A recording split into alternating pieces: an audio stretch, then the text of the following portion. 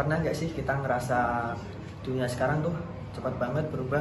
Dulu kalau mau beli makanan kita harus pergi keluar rumah terlebih dahulu, sedangkan sekarang kita tinggal klik di aplikasi, tunggu beberapa menit kemudian sudah sampai di depan pintu.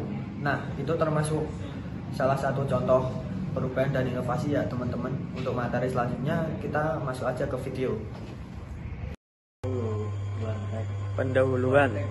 Perubahan dan inovasi merupakan elemen kunci dalam keberlangsungan dan daya saing organisasi di era globalisasi dan perkembangan teknologi yang pesat. Studi ini membahas bagaimana organisasi merespon dinamika lingkungan eksternal dan internal melalui strategi perubahan terstruktur serta penerapan inovasi untuk meningkatkan efektivitas operasional.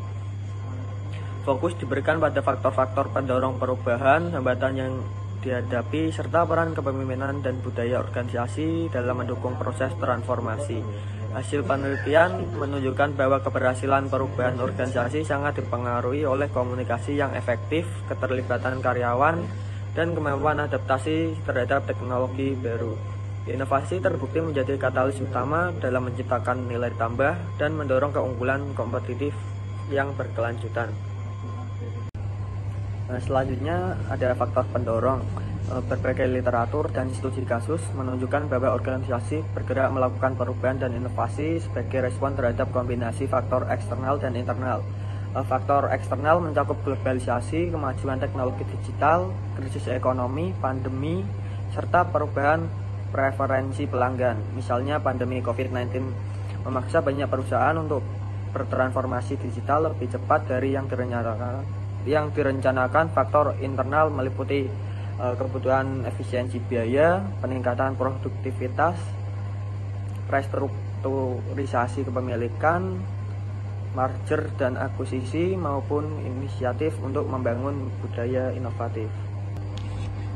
Selanjutnya yaitu tipe-tipe perubahan organisasi. Nah, yang pertama itu ada perubahan struktural seperti perampingan organisasi, desentralisasi, atau pembentukan unit inov.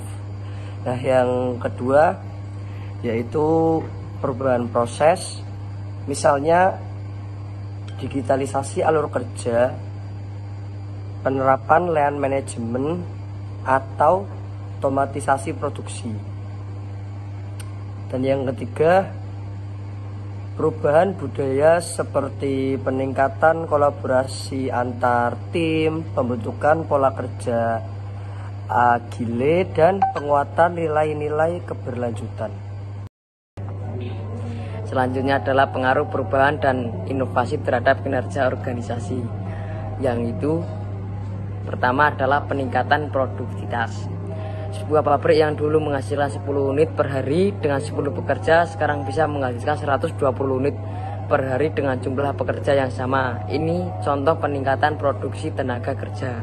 Yang kedua, kepuasan pelanggan yang lebih tinggi.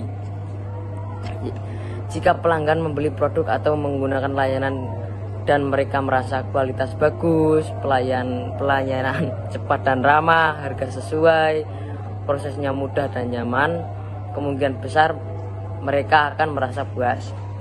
Yang ketiga, kepuasan kerja dan ketertiban karyawan yang lebih baik.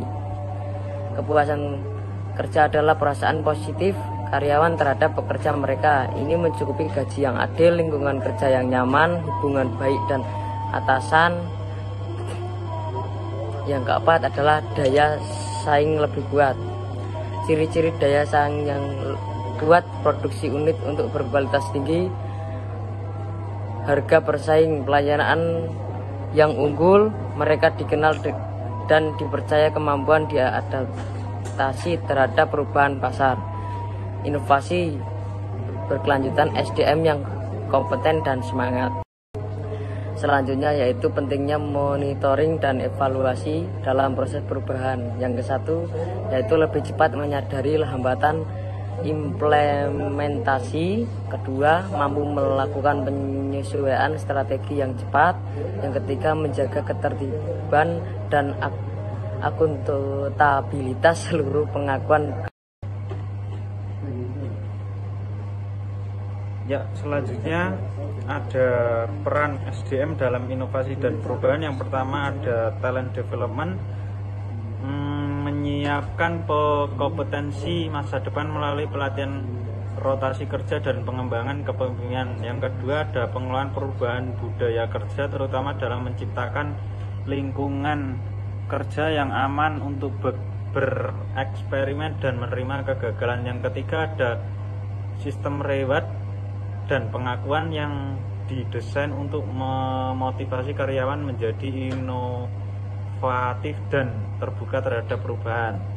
Yang terakhir ada kesimpulan. Kesimpulan adalah perubahan dan inovasi merupakan dua elemen fundamental dalam dinamika organisasi modern dalam lingkungan bisnis yang ditandai dalam kompleksitas, ketidakpastian, dan disrupsi yang terus berkembang. Kemampuan organisasi untuk berubah dan berinovasi bukan lagi keunggulan tambahan, melainkan sebuah keharusan strategi.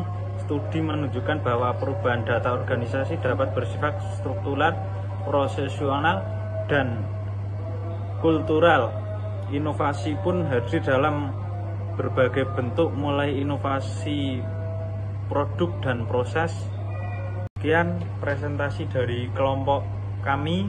Bila ada kesalahan kata maupun materi, mohon bimbingannya dan terima kasih.